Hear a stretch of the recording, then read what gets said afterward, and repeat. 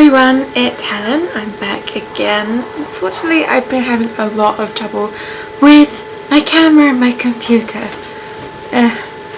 Anyway, Captain Technophobe here is going to do a little tutorial for you on how to make some really cute cupcakes. I made mine because I need to practice for my friend's baby shower, and this is how they came out after I iced and decorated them. And yeah, I really like them. As well as these, I will also be showing you at the end of the video just a little treat on what else I'm going to do for my friend's baby shower. And yeah,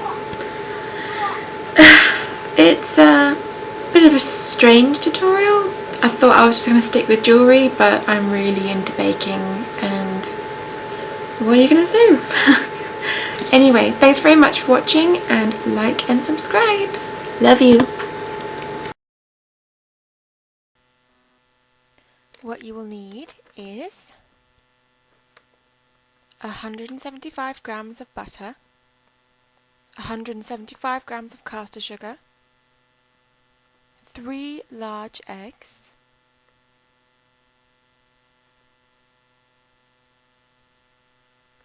175 grams of self-raising flour, 30 ml of milk or 2 tablespoons,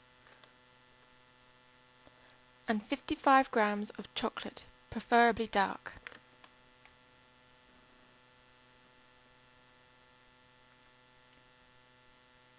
So let's get started. In this bowl I have the butter and the sugar, and I've creamed them together lightly to get this. Now I'm going to add the eggs one at a time. Number 1, making sure to break the yolk first just to make it a little bit easier, and start mixing.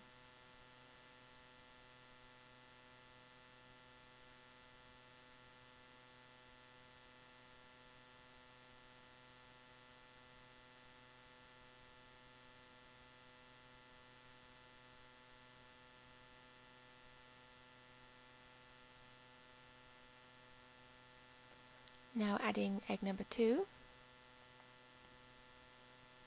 Again, breaking the yolk lightly first and then starting to mix. It's okay if it's a little bit lumpy. It will soon go as soon as you add the flour. Make sure it's not mega chunky, because if it's got lots and lots of chunky bits of butter in, then it's not going to work very well. But if you're having trouble getting the very fine bits out, once you add the flour, it should start to move and get rid of the problem quite quickly. As you can see here, it's quite good. It's pretty much there. So I'm just going to scrape out all this excess from my spoon and put it back into the mix and mix that out, because I want the full amount of butter and sugar to be in there. After a little bit more mixing, and now my arm's aching, I'm going to add the flour. You know it's pretty much there when your arm is killing you. Then you know it's pretty well mixed. The 175 grams of flour works best when being sifted. Don't put in flour unless it's been sifted, or else you're just going to come up with lots and lots of lumps, and that's just not fun to try and mix out.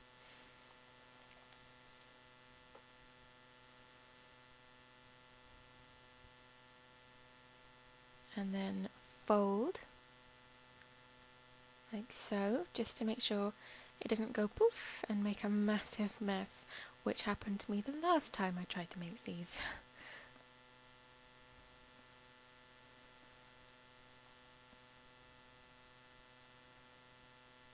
Making sure to get all around the edges. I don't want to leave any flour out.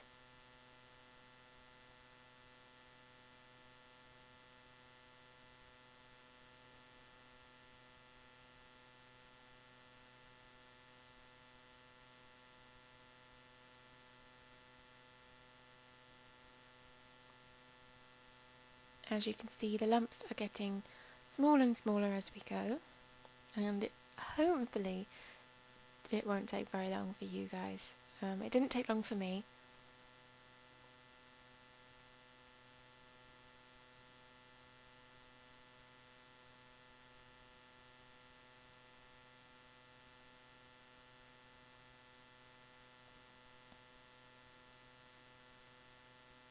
Just checking for any big lumps, and we're clear.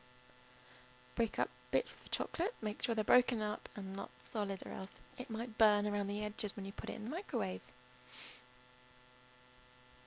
Okay, put it in for about half a minute, take it out, and as you can see, it's a little bit warm around the edges, a bit melted, but that's not what we want, so we're just going to give it a jiggle, make sure the edges don't burn, and put it back in the microwave, and another half a minute. Now, it's been there for another half a minute, and as you can tell, the difference is big. You can definitely tell that it's definitely starting to melt. Giving it a quick mix with a spoon, you can see it's getting very runny. There's still a couple of lumps, but they'll melt down with the warm chocolate in there. Now we want to quite quickly get a bowl, get the mixture from the bowl you had previously and put it into this one, about half or just a little bit less, and then spooning this nice hot dark chocolate into the mix that you have in your jug.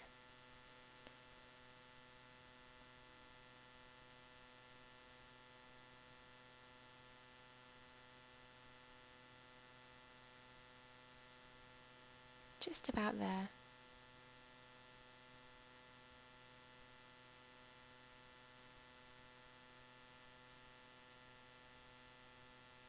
And adding the milk. It's important to add the milk so that the chocolate doesn't completely solidify.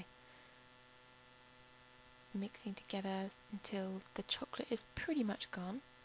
And now I'm just going to scrape it off, all the excess from the wooden spoon with this one. Then the process of putting them in the cupcake cases.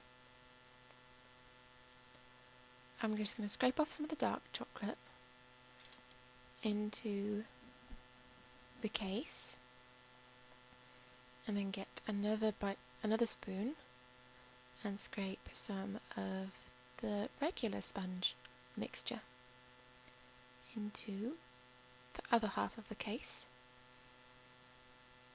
And I'll quickly demonstrate how I mix them together to make the marble effect. Get a knife. Oh wait, a little bit more, missed a bit. Now grab a knife, just a plain one, you don't need a sharp one. Make sure it's all scrubbed off and twist, and going around the edges of the cupcake.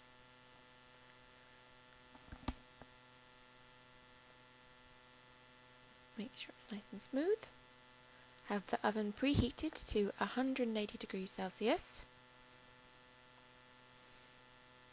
Yep. Open it up and put them in.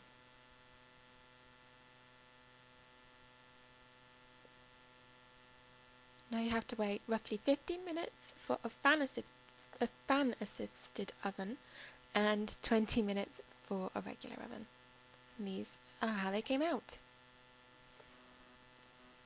As you can see, they came out really, really well. I like them when they have a slightly crunchy top, so you don't have to put them in for about another 2 minutes, as much as I did. 2 minutes less probably would be okay for people who like a more softer top, but I prefer them crunchy because they keep the moisture inside a lot better. Just a tip. And that's the finished look. Well done. And these are the finished result. These muffins spell out girl, G-I-R-L, flower. This one's obviously a heart, a cute little decorative one, a little flower in the middle and some little shiny pink things on the outside, and a smiley face. Yeah, I don't know. Yes, I used these pretty in pink cake decoration kit I got from Lidl. It's got flowers, the shiny beads, the rocky things. And these kind of sugar rocks, which are all shiny. I really like the end result. They taste amazing, and when you actually bite into them you can see the marble effect. I won't do it for you now because I've made them really perfect, and I don't really want to eat them, but yeah, that is my end result.